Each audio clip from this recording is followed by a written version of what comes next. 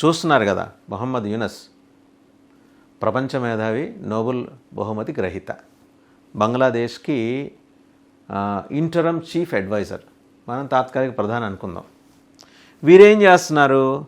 ఆ పక్కనున్న ఉగ్రముఖకి నాయకత్వం వహించిన 1971లో బంగ్లాదేశ్లో జరిగిన ఉత్పాతానికి నాయకత్వం వహించిన వాడి పేరు ఏటీఎం అజహరుల్ ఇస్లాం.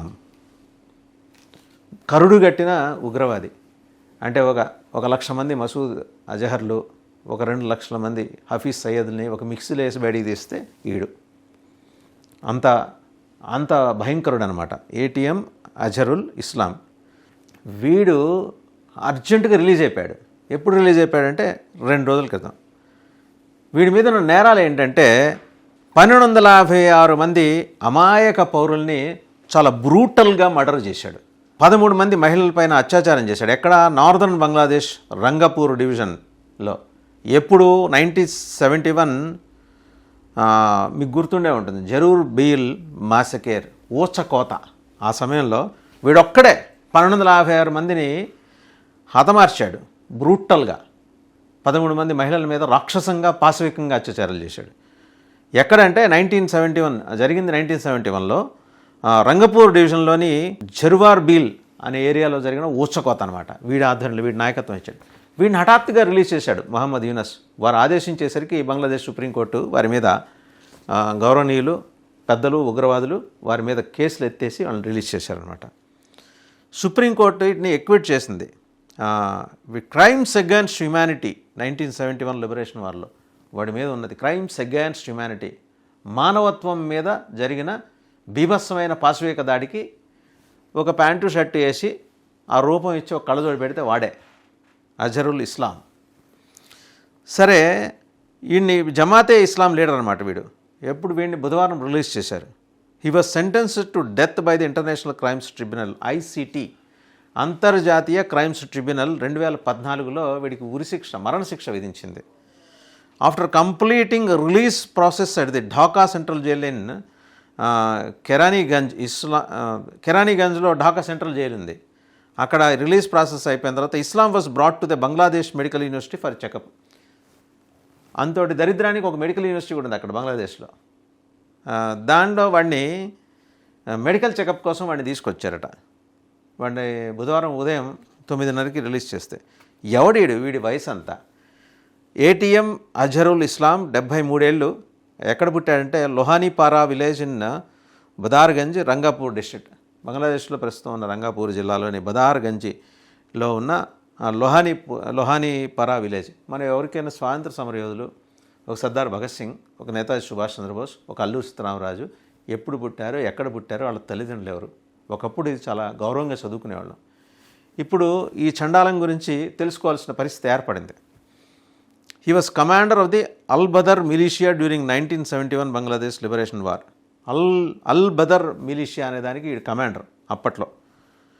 సరే, అండ్ సపోర్టెడ్ పాకిస్తాన్ ఆర్మీ. అప్పట్లో పాకిస్తాన్కి సపోర్ట్ చేసి రెవల్యూషన్ని అణిచేయడానికి ప్రయత్నించాడు. He was convicted of orchestrating the Jaruar Beel massacre in April 1971లో ఇందాకే చెప్పినట్టు జరువర్ బీల్లో జరిగిన ఊచకోతకి నాయకత్వం వహించినందుకు గాను, అక్కడ 1256 మంది సివిలియన్స్ ప్రాణాలను బలికొన్నందుకు గాను వీడికి శిక్ష విధించారు. 13 మంది మహిళల మీద క్రూరంగా, పాశవికంగా అత్యాచారం చేశాడు. వీడిని తీసుకొచ్చి ఇదంతా జరిగింది బంగ్లాదేశ్ రంగాపూర్ డివిజన్. అదే వాడు ఎక్కడ నేటివో అక్కడే. However, appellate authority of the Supreme Court, which was reconstituted by the Mohammad Yunus government, has acquitted Islam on May 27. Appellate authority, Supreme Court appellate authority, మాన్యులు, పెద్దలు, నోబెల్ బహుమతి గ్రహీతలైన మొహమ్మద్ యూనస్ దాన్ని రీకాన్స్టిట్యూట్ చేశారు. పునర్వ్యవస్థీకరిస్తున్న తర్వాత వాడిని మే 27న సుప్రీంకోర్టు వాడిని వదిలేసింది. Saying he can be released if there is no other case against him. ఇంకేం కేసులు లేకపోతే 1256 మందిని పాశవికంగా చంపి 13 మంది మహిళల్ని క్రూరంగా అత్యాచారం చేసి చంపిన వీడి మీద ఇంకేం కేసులు లేకపోతే వదిలేయచ్చుట. సుప్రీంకోర్టు, బంగ్లాదేశ్ సుప్రీంకోర్టు అలా ఉంది అక్కడ. The verdict was passed by bench of 7 judges led by chief justice. మళ్ళీ వాళ్ళకు chief justice, supreme court chief justice Syed Refaat Ahmed. ఈయన అనుచరుడే, మహమ్మద్ యూనస్ అనుచరుడు ఆయన. The top court claimed that the previous verdict ఈ failed to give a dispassionate consideration to lack of evidences. వీడి మీద evidences ఏమి ప్రూవ్ చేయలేకపోయాయంట prosecution. His appeal was previously rejected in 2019, but 2019లో రిజెక్ట్ అయింది. 5 other convicts in the case, including 4 Jamaat leaders and 1 from the Bangladesh National Party, have already been hanged.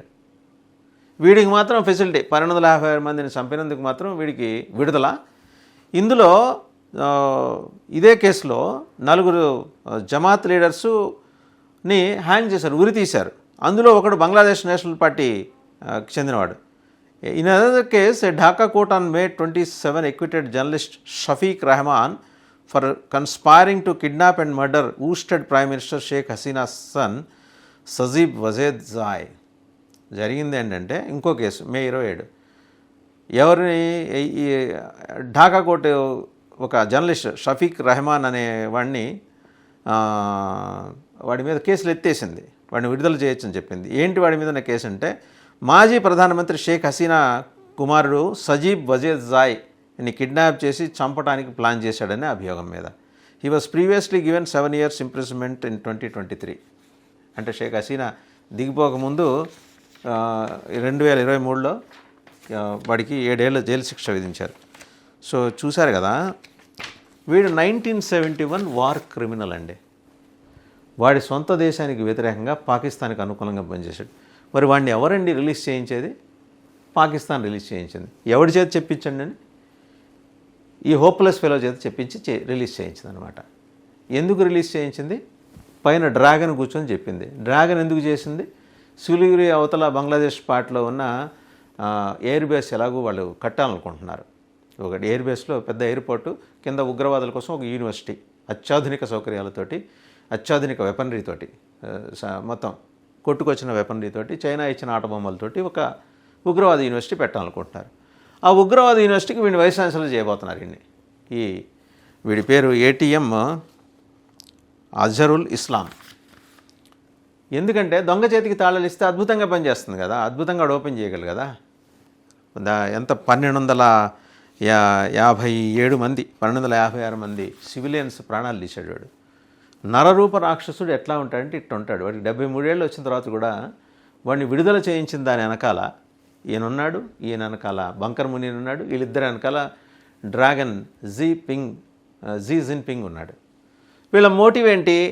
అక్కడ సిలిగురి అవతల, chicken neck దగ్గరలో సిలిగురి అవతల కూతవేడు దూరంలో airport కట్టి కింద కంప్లీట్గా ఏంటంటే అండర్గ్రౌండ్లో ఒక విశాలమైన యూనివర్సిటీ కట్టేసి అక్కడ చైనా వాళ్ళు ఆయుధాలు ఇస్తారు, ఉగ్రవాదులు శిక్షణ ఇచ్చి అక్కడి నుంచి భారతదేశం మీద దాడికి ప్రయత్నించడం.